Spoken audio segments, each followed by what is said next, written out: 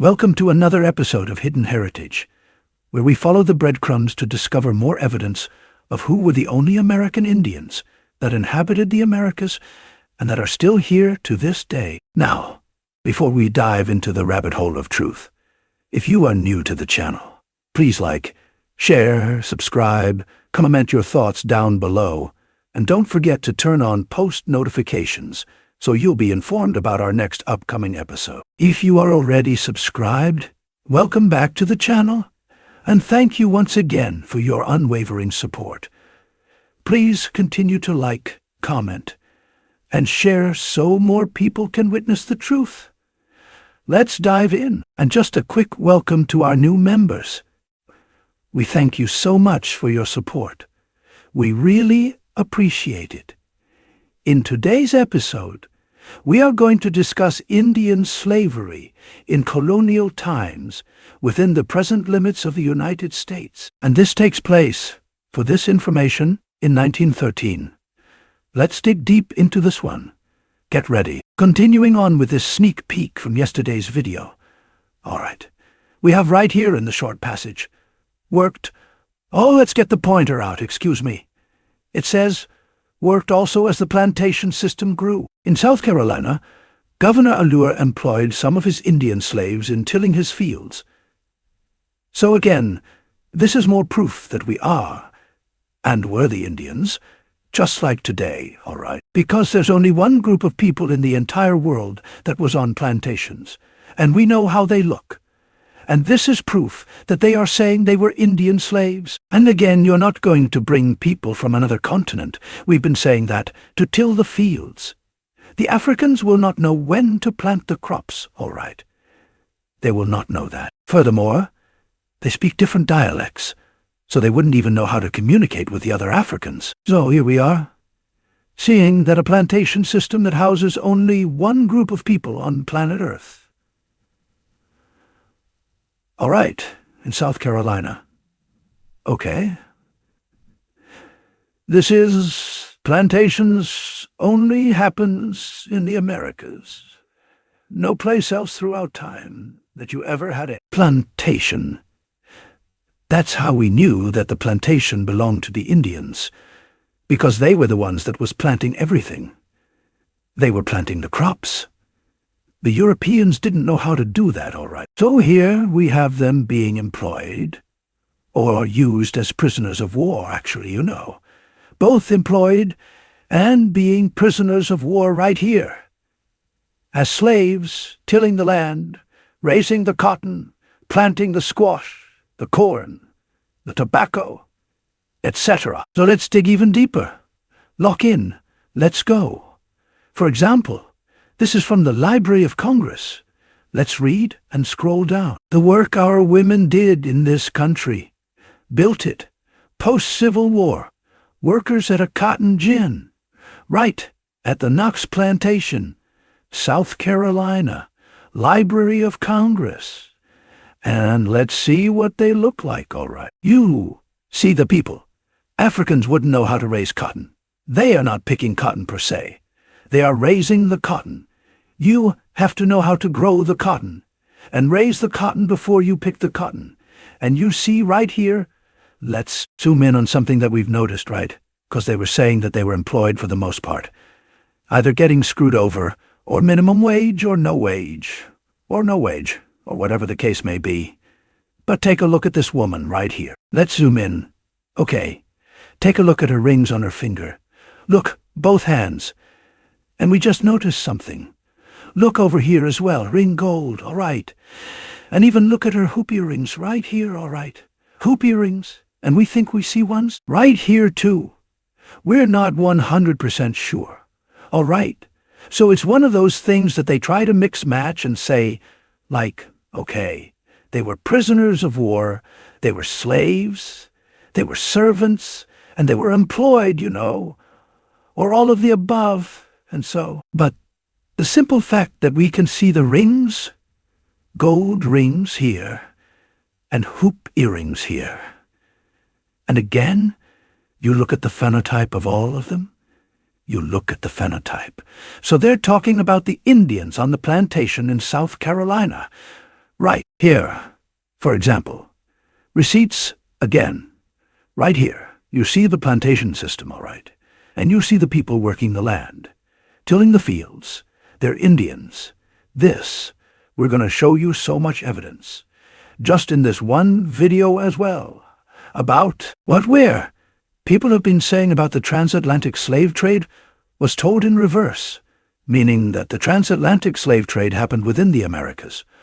All right, they were transported elsewhere, from within the United States, from within the United States, Canada, from South America, from the West Indies, and they were shipped to Africa, and they were shipped to Europe, all right, and they were shipped elsewhere, out of America. Let's continue, all right, real quick. We want you guys to notice the notice. Buildings in the background. Okay, not teepees. Let's go. Check this out. The Indians constructed the buildings, not teepees. Okay, the Indians constructed the buildings, planted on the plantation, and cultivated the fruit trees and vineyards, tended the cattle, made pottery, wove clothes, and performed. Okay, in fact everything was already built up. And if it wasn't built up, the Indians built it, all right. And let's continue, in fact, all the manual labor that was required in an extensive colony. All right, in return, they received food, clothing, and lodging, were instructed in the church, who was more indoctrinated than the Indians. Right, in church. They were instructed in the church doctrines and observances, and were taught dancing and music, and occasionally the rudiments of reading, writing, and arithmetic. And we know that's a lie, especially if they're trying to say they taught us dancing and music. Anyway, their life was a regular, daily way. Routine, and though material comfort was generally in evidence, still, the Indian neophytes were never allowed to act on their own initiative. Beyond that, their existence from day to day, they received no pecuniary reward for their labors anymore. Then they had been slaves again, right? So, let's continue. All right, so, for example, right, we typed in the word port because that would be a port of debarkation, or port of embarkation. If you had people from Africa come into the Americas. All right, so, we looked throughout the book, and we didn't find nobody coming from Africa. All right, however, as you can see in front of you, we have people coming in and out of the Americas, though. All right, so we have, let's pull it, the pointer, Pennsylvania. That's in the USA, specifically. Kidnapping. Okay, Indian slaves. Imported from South Carolina. All right. Acts against importation of Indian. Okay. You see the correlation between the two. Act concerning runaway slaves. Right here, same. People, okay.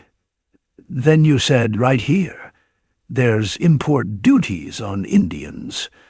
Since they are from the land, they had import duties to till the fields, to build the buildings. All right, plant the crops, all right. And we're going to show you. In here, we're going to show you in here. Saying it out loud, so we don't move past it. They had used us, as well, as Indian guides, Indian scouts. Sound familiar, Indian scouts? Or Seminole scouts? Yeah, all in here, too. We're gonna get to all that again. Punishment for slaves, Indians. All right, ports.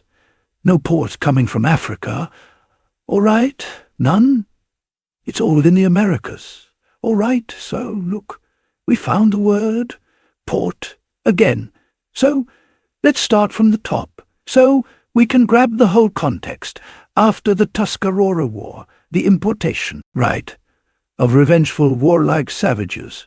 Again, they were important in the revengeful warlike savages, alarmed the Connecticut colonists, and led to definite legislative action regarding the matter, in view of the fact that several persons had brought into the colony Carolina Indians, which have committed many cruel and bloody outrages there, and may draw off our Indians, to the extent of arousing hostilities if their importation were continued. All right, so let's keep reading right here. In July 1715, the governor and council decided to prohibit the importation of Indian slaves until the meeting of the assembly, and to require each ship entering port. Right. This is in the 1700s and for Indians. Entering port with Indians on board to give a bond of £50 to remove them from the colony. Within 20 days further, they decided that Indians brought into the colony thereafter, should be kept in strictest custody and prevented from communicating with other Indians, not Africans, unless the owner gave the same bond as above, to take them out of the colony within 20 days. So this whole thing is detailed. This is why we're saying it was told in reverse, because if they were to take any slaves from Africa, first off, they would be very detailed, just like you see here. They will give the name. They will give the name of the African chief. They will gain the tribe of the African people. They will gain the tribe of the African people. Give the... what's it called? The dialect. Their mannerisms, what they wore. Everything down to the T. And you cannot find that level of detail, because you have to match the energy. You have to match the same energy. The level of detail they have for the Indians, because you're going to see that they passed a law, a legislative law. Where is it? Let me make sure we find it, because they said they cannot. Let me pause it and find it. All right, so right here in July 1715, the governor and council decided to prohibit the importation of Indian slaves. So this is also where we have seen in this book the reclassification. So that's when they started saying, the Indians are colored, or the Indians are colored, or the Indians are colored. Negro or the Indians, they just took out the Indian, and they just put slaves in there, because we have in the Peace Treaty of 1677, we went from the runaway Indians, and then in the next document, you see runaway slaves, and they have the same wording, exactly the same, and we pointed out, so they made a law saying, hey, you cannot import Indians, especially since they're tied to the land, So people who are black don't have a land, because there's no such thing as a black land. There's no such thing as a Negro land in the Indian Americas. There's no such thing as a colored land. There's no such thing as a mulatto land. So that's why they were able to continue with the prisoner of war. The slaves, because they were able to just take our name, which is Indian, or today, American Indian or Amerindian, and that's how they were able to do it, even till this day, because the Indians, you saw earlier, they built and constructed buildings. Everything, they did all the work. We had 100% of the land mass, and then removed the Indians. So they're able to come in and do crazy stuff to us, with paper genocide and regular genocide, because they removed our identity, because globally and internationally, you cannot do that to the indigenous population. But if the indigenous population don't exist, you can do it. That's why we're stressing to make sure you reclaim your American Indian identity. It is yours. If it's not valuable, they would not try to take it. All right, so another one. We're going to just keep going until we just run out of receipts, basically. So buckle in. Let's go. This might be a part 2, part 3. We're just going to keep going until people see the truth. All right, because once you see, you can't unsee it. In 1666, Robert Sanford, Secretary of the Proprietors, made a voyage from Cape Fair to Port Royal, and reported to the proprietors that the Indians of that section were anxious for friendship with the Fiat whites. Notwithstanding, we had killed and sent away many of them. Robert Sanford's relation of his voyage in 1666. All right? So again, we're going to show you on a map where Cape Fear is, and we're going to see if we can find Port Royal as well. So we have actual map. Let's check it out. All right. So before we get to the map, look what we did. We asked artificial intelligence, where is Cape Fear and Cape Royal located geographically? Again, the whole transatlantic slave trade was told in reverse. Watch this. So Cape Fear is located in the southeastern North Carolina, USA. It marks the confluence of the Cape Fear River and the Atlantic Ocean. Specifically, it is near Wilmington and Southport. Port Royal is historically associated with Port Royal is historic. Royal Sound in present-day South Carolina, USA. It is located near Beaufort and Hilton Head Island along the coast. Both locations are part of the southeastern United States, close to the Atlantic Ocean, as in transatlantic ocean, all right. Let's go to the map. All right. So here's one of the most accurate maps during that time. All right. I think we were saying 1666. So this one is 1689. All right. So if you haven't done so already, please take the time to give the video a like and subscribe if you are new. Please and thank you.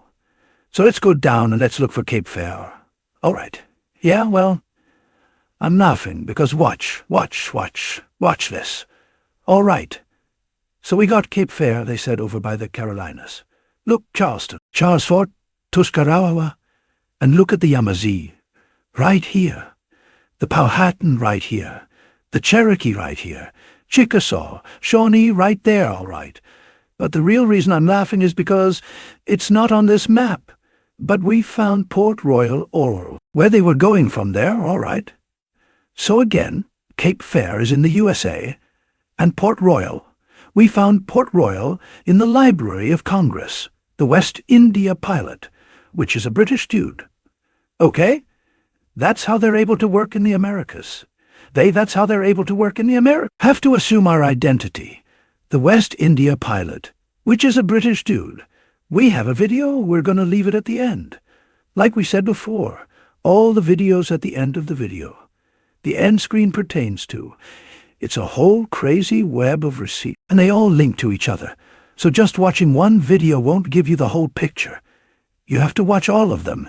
It sounds ambitious, but trust me, you're not going to be disappointed. Anyway, the West India pilot, which is a British dude, contained in piloting directions of a boat, by the way.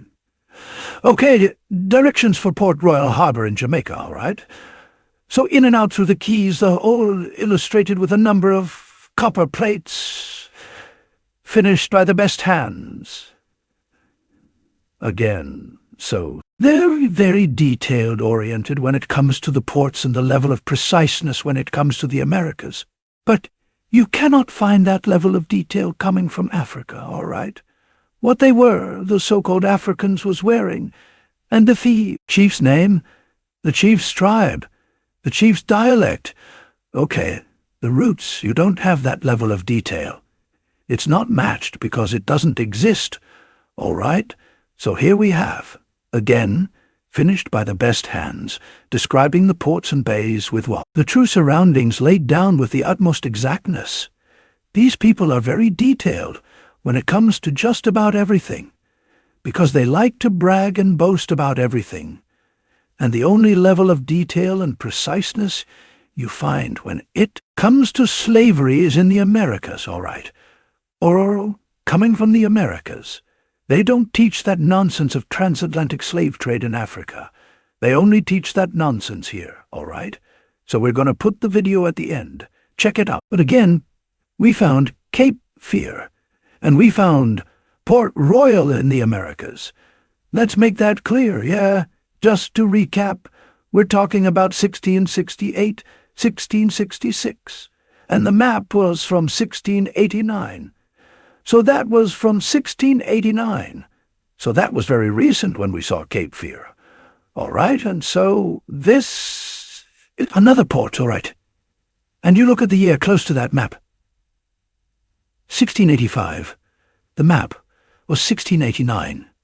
The master of a Carolina brig, in a petition to Governor Dungan of New York, complained on Humphrey Ashley, who chartered the vessel, but ruined the voyage by killing an Indian.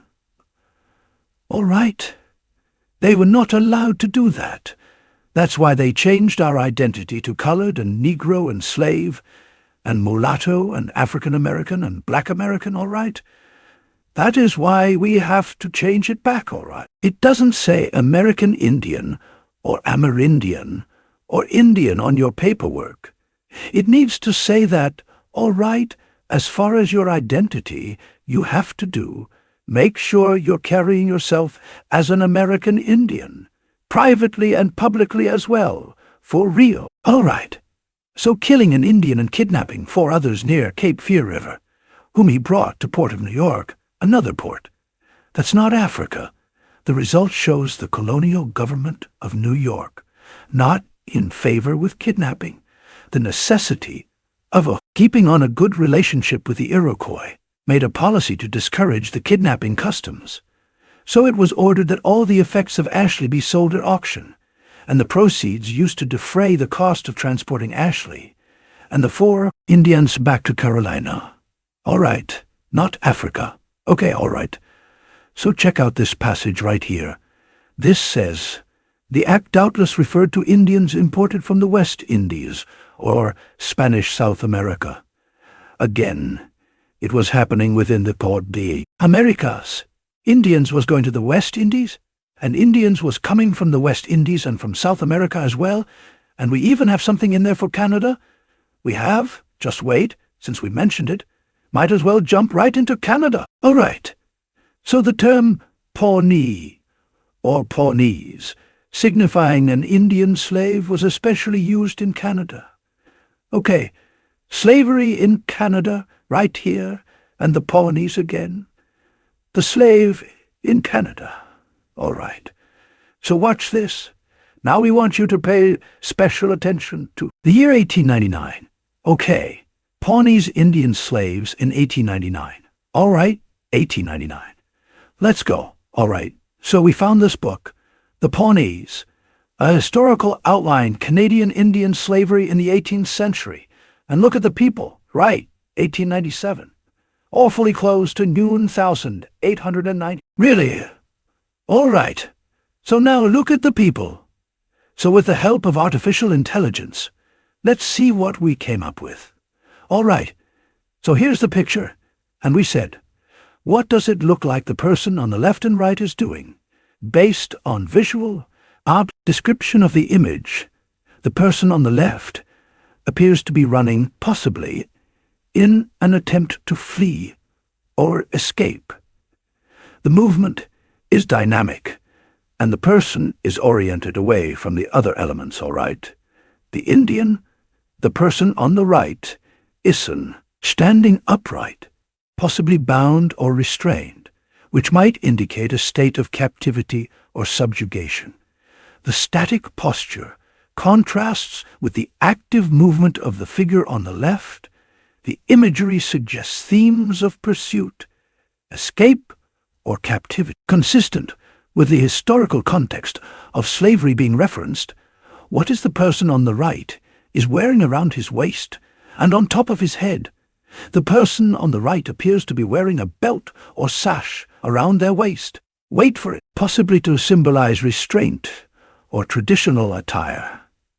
The kilt around their waist. Is there a traditional attire synonymous with being Indian? Okay, attire, regalia on top of their head. They seem to be wearing a headdress, feather headdress, or tobacco leaves headdress or headgear, which could signify a cultural or symbolic element, though it is unclear if it denotes status, identity, or servitude within the depicted context. But obviously it does because it says Canadian slavery. All right, so again, this is us. All right, and you see how they depicted them in a dark color. All right, and oh, let's look at the hair. Okay, let's look. Canadian slavery. And they are dark complexion right here. And the hair is woolly hair. That's woolly hair. That's woolly hair. That is not like a long down the back type hair, like how they try to whitewash us. But they don't even keep it consistent. When they whitewash it, they change the whole demographic, all right? They don't just lighten the picture. They change it out completely right here. And we have right here a laundry list of Indian tribes and nations, right? And you come down here to Waco, as in Waco, Texas, and you see Panis right here, 818.20, on Brazos River, 20 miles from its mouth, Waco, Texas. You have the Panis Indians, all right? Just like right here, Ufala. You have the Seminoles, all right. Not the African Seminoles, not the black Seminoles, just the Seminoles, Ufala, all right. The name of Indian tribes and nations, right here, again of Indian tribes and nations. In Virginia, trade with the Indians began at an early date, and the traffic in Indians became later a part of it. The French reported in 1701 that the English from Virginia, established among the Chickasaw, had armed the savages with guns, sound the savages with guns. Familia, armed, going into the neighborhoods and arming the Indians with guns, then joined with them in their expeditions against other people, especially the Calipisas, or Acolapisa, and had sent the prisoners to be sold as slaves in the West Indies, keeping the blank as slaves for themselves. Again, there were no Asian people being sent from Virginia to the West Indies to become slaves or prisoners of war. Okay, they're talking about us, all right. And we haven't even gotten to religion and Christianity yet, all right? So since we mentioned it, commissions as well as Spanish provided for the conversion of the Indians. If you need to be converted to religion, that is not for you. That is not ours. Our deal is spirituality. That is it. We do not need to be converted into a religion. Let's keep reading. Priest and friar were everywhere present. Each Christianized Indian slave marked a gain in the advancement of the faith and made possible a readier access to trade with the convert's tribe and those of his friends. But the religious training and teaching of slaves were not entirely a matter of policy. It was rather a part of the generally kind treatment of the master. The rites of the church were commonly accorded them. The Louisiana church records, certain accounts of the birth, baptism. That's the genealogy too. You would find your genealogy in the church records as well. The Louisiana church records certain accounts of the birth, baptism, marriage and burial of Indian slaves. The Mobile and New Orleans registers are similar to the church registers to be found throughout Lower Canada. Wherever a church was established, the parish registers of Lévis, Quebec, and Long Point are cases in Point throughout the first and part of the second half of the 18th century. These registers show that Indian slaves, many of whom in Quebec, Canada for instance, were brought from Louisiana. Again, the transatlantic slave trade happened within the Americas, so again in Quebec, for instance, were brought from Louisiana, were baptized. So they use religion to control us and keep us. I don't know. I'm trying to find a word to be polite. But it is not for us.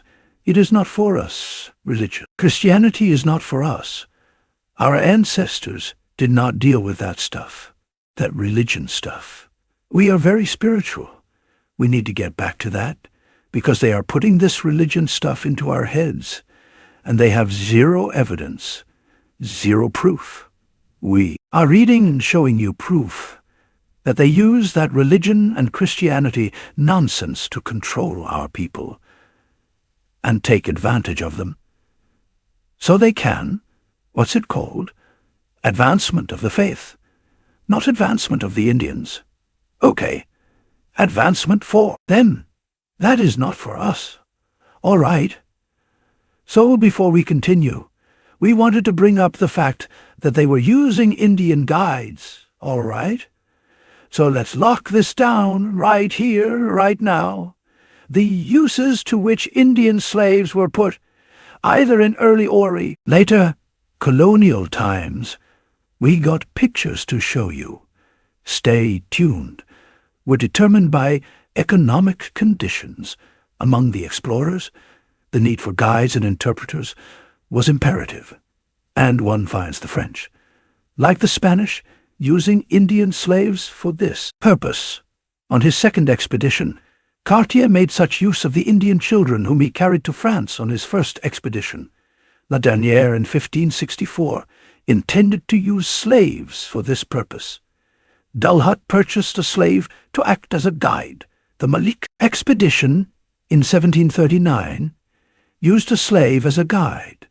One of the slaves purchased by this guy on his expedition was retained with the expedition as interpreter and was taught French by this guy himself. All right.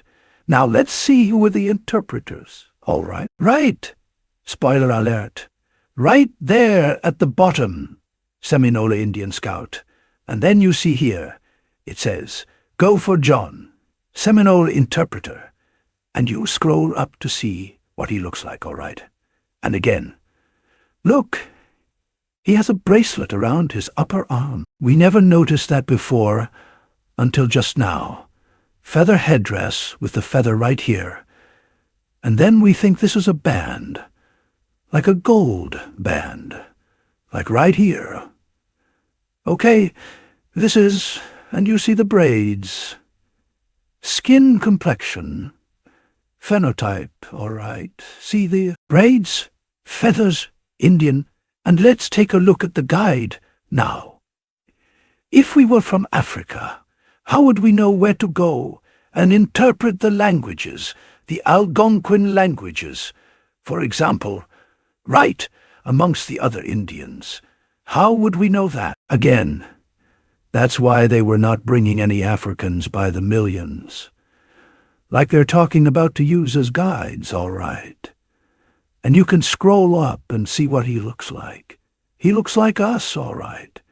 And you can see the hair, texture, and all that. We're going to put a video at the end.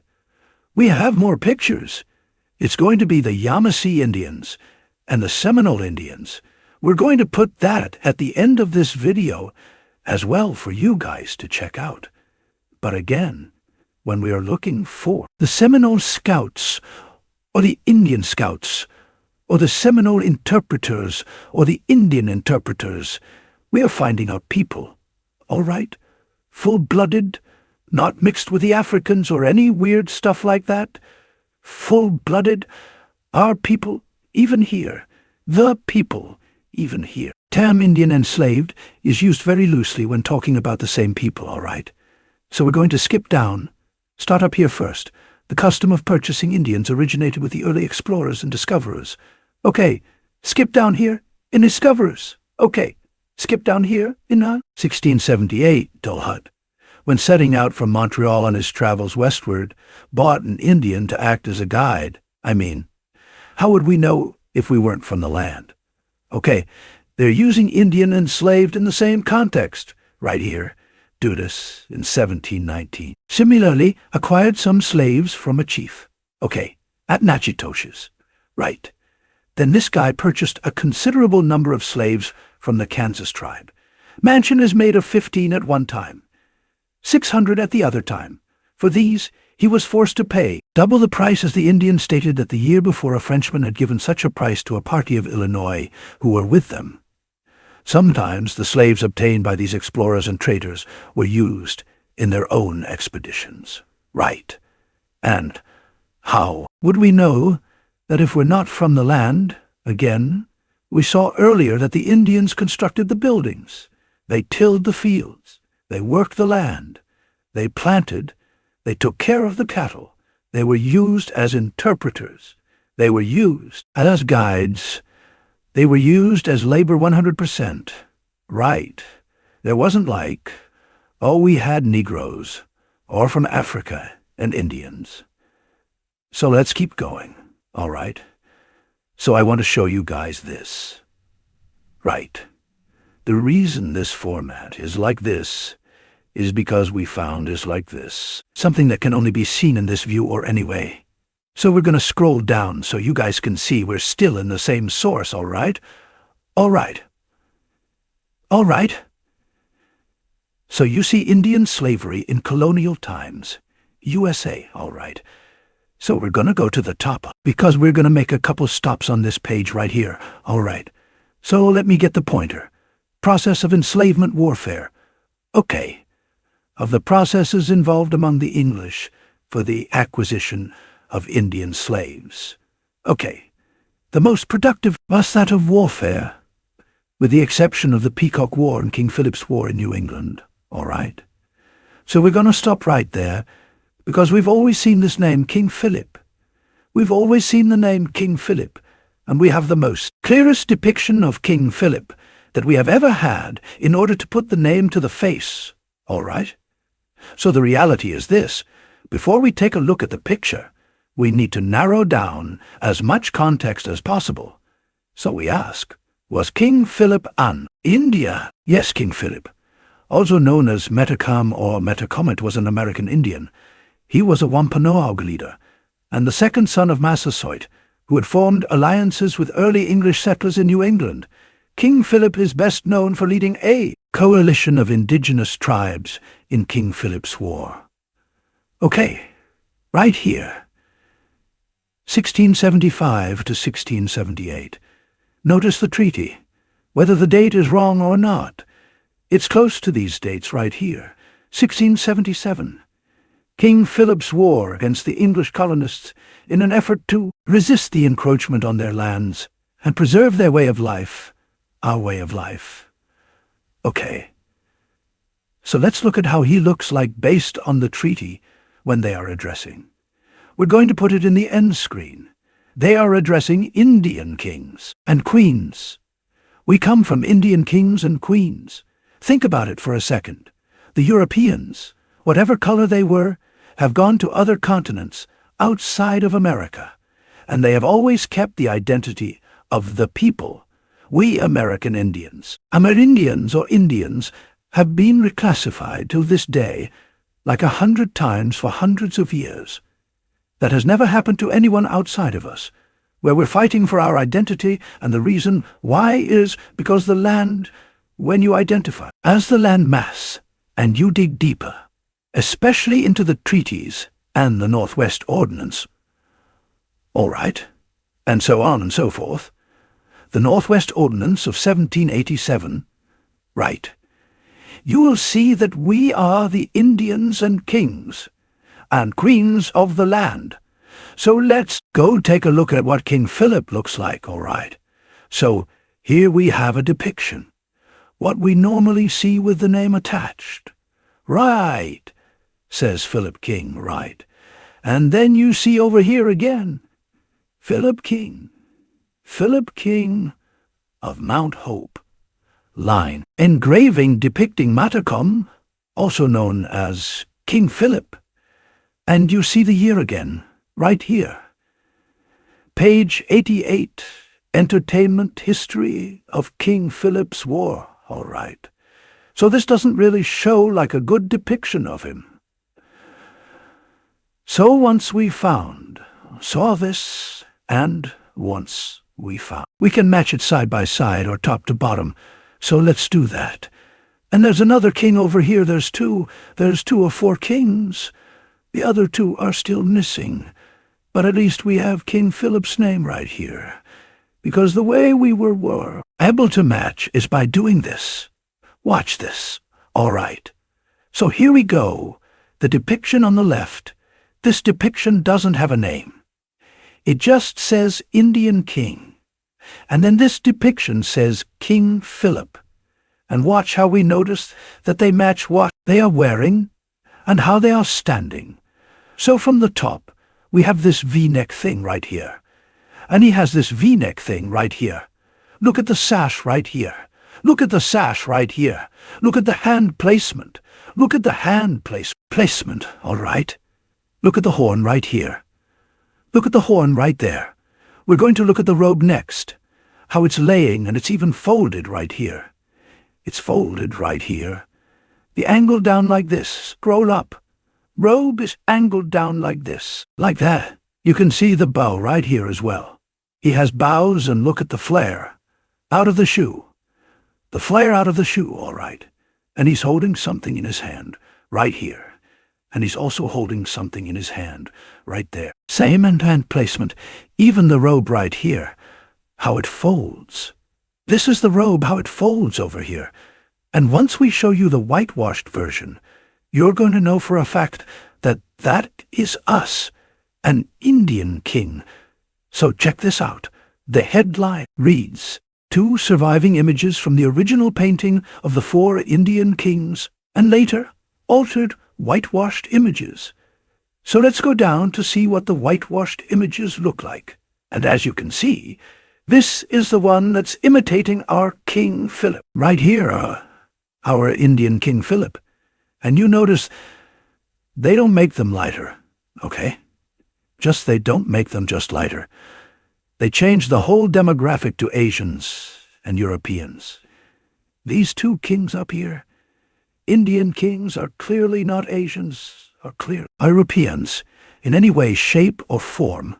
They didn't lighten the skin. They didn't just lighten the skin. They didn't change their hair texture. Okay, what is this back here? This is locks right here. And look at this. These are braids. Up here. These are braids, all right. The skin, complexion, phenotype, all right, over here as well. And then you go down here.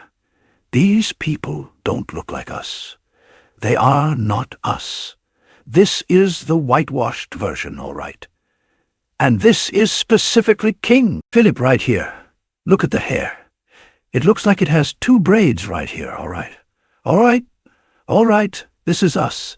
This is King Philip, an Indian king, all right. So this brings us to the end of our video for part 1. So we're going to have to do like a part 2 and a part 3. Because it was just so much receipts that we need to go over. So we just wanted to keep the video like under 1 hour and stuff.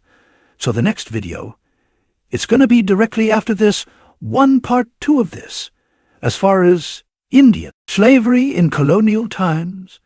But this is the peace treaty we're talking about, all right?